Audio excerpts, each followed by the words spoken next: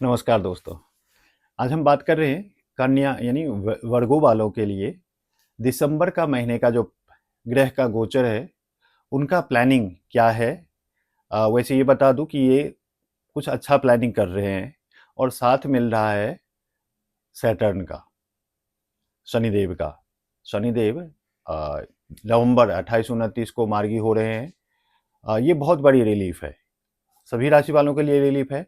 अब उसमें देखेंगे कि कन्या राशि वालों के लिए क्या रिलीफ है। अब उससे पहले एक महत्वपूर्ण जानकारी आपके साथ साझा कर लें। वो जानकारी ये है कि हमारे 12 राशियां हैं और 12 ही भोलेदानी का ज्योतिर्लिंग है, महादेव का। तो हर एक राशि के साथ एक ज्योतिर्लिंग एसोसिएटेड है।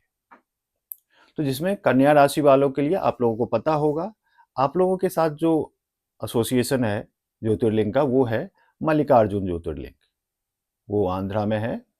तो वो अगर पॉसिबल हो जाना तो लाइफ टाइम में कभी जरूर जाइए, अदरवाइज एक आध दो बार तो दिन में उनका नाम जरूर ले लीजिए।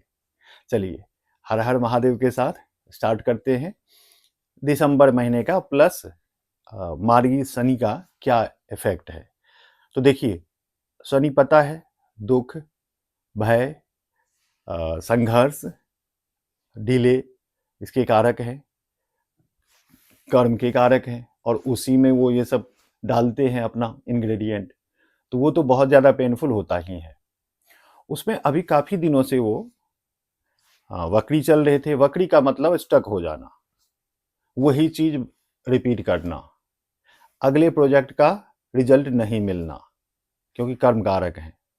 तो ये थोड़ा सा समय जो होता है सबके लिए टफ होता है। अभी कन्या राशि वालों के लिए वो 7th में है। 7th पता है पार्टनरशिप का, बिजनेस का, पब्लिक डीलिंग का। कोई आप पब्लिक डीलिंग में कुछ मार्केटिंग कर रहे हैं, सामान बेच रहे हैं, दूसरे को कन्विंस कर रहे हैं, उच्च पद मिलना वो भी है। कहीं कुछ जा रहे हैं, प्रस्थान कर रहे हैं, तो वो भी 7th हाउस से है।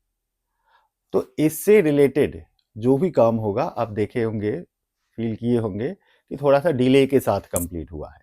हालांकि कंप्लीट होता है, इसमें वो कंप्लीट करवाते हैं, क्योंकि वो एक्स्ट्रा एनर्जी प्रोवाइड करते हैं, उनमें एक्स्ट्रा एनर्जी आ जाता है, चेष्टा बल जिसे कहते हैं वक्री में।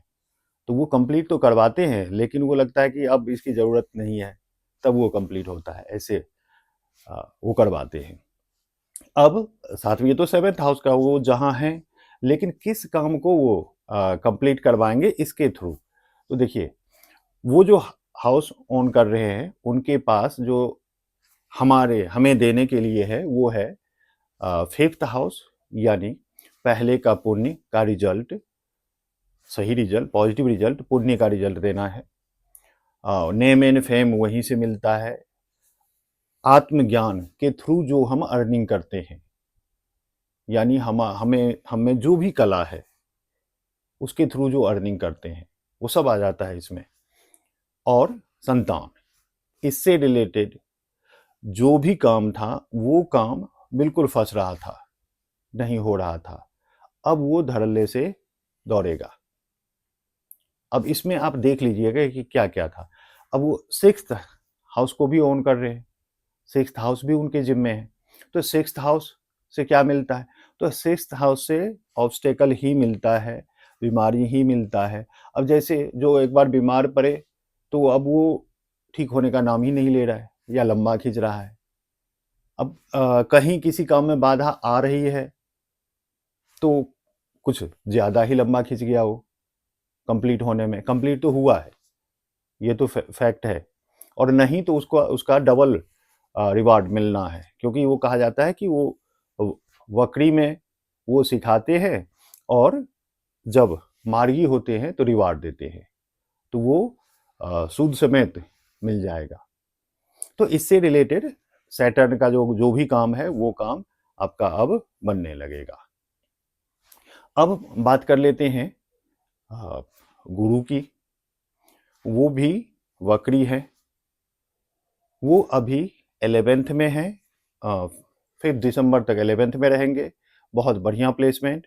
उसके बाद वो 10th में आ जाएंगे।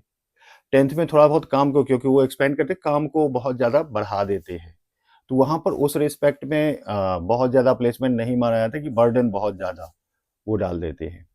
वो किस घर का फल देंगे, तो वो 4th और 7th हाउस, जिसमें अभी सैटर्न की बात कर रहे थे, तो 7th हाउस से जो जो मिलता है वो उसको वो काम के थ्रू वो देंगे, उससे रिलेटेड काम को वो करवाएंगे। और आपको पता है कि गुरु जो है वो बेनिफिक प्लैनेट है, वो एक्सपेंशन के प्लैनेट हैं, वो ब्लेसिंग के प्लैनेट हैं, एथिक्स के प्लैनेट हैं, धन के प्लैनेट हैं, संतान के हैं, ये सब उनके जिम्मे हैं, ये सब प्रोवाइड करते हैं। 4th हाउस क्या है, तो 4th हाउस जिससे भी आपको मानसिक शांति मिलती है, इमोशनली आप सेटिस्फाइड होते हैं, तो इसलिए माता घर वो बोला गया कि 4th जमीन जायदाद गाड़ी ये सब जो आपको कंफर्ट देता है वो 4th हाउस है, वो उनके जिम्मे है, तो उसको वो काम से जोड़ेंगे। तो ये सब आपको काम के थ्रू ये सब मिलेगा। हाँ, अब ये अलग मैटर है कि कितना मिलेगा, ये मैं हर एक वीडियो में ट्राई करता हूँ कि इस पर बात करूँ, क्योंकि बोल दिया कि ये दिया लेकिन मिला कुछ नहीं, तो फिर उसमें क्या होता है, डिसअपॉइंटमेंट होती है। तो एक्चुअल में हमारे लाइफ में मेजरली 2 प्लैनेट दशा में होते हैं जो कि हमारे उस टाइम को ड्राइव करते हैं, उसके अकॉर्डिंग हमारा लाइफ चलता है, वहीं से हमें एनर्जी मिलती है। अब वो डिपेंड करता है उसके नेचर पर। और आप लोगों को पता है महादशा एंड अंतरदशा, मेजरली मैंने बोला क्योंकि इसमें फिर प्रत्यंतर दशा, सूक्ष्म दशा ये सब भी आते हैं, बट मेजरली यही दोनों। तो यहाँ इन जो भी ग्रह दशा में होंगे वो गवर्न करेंगे और उसके रिजल्ट जो है वो कंप्लीट मिलेंगे, बाकियों के रिजल्ट एवरेज मिलेंगे। ठीक है, अगर गुरु दशा में नहीं है तो एवरेजली ट्रांजिशन के कारण जो रिजल्ट मिलना चाहिए, अगर सही ट्रांजिशन है उसमें थोड़ा सा ऐड होगा।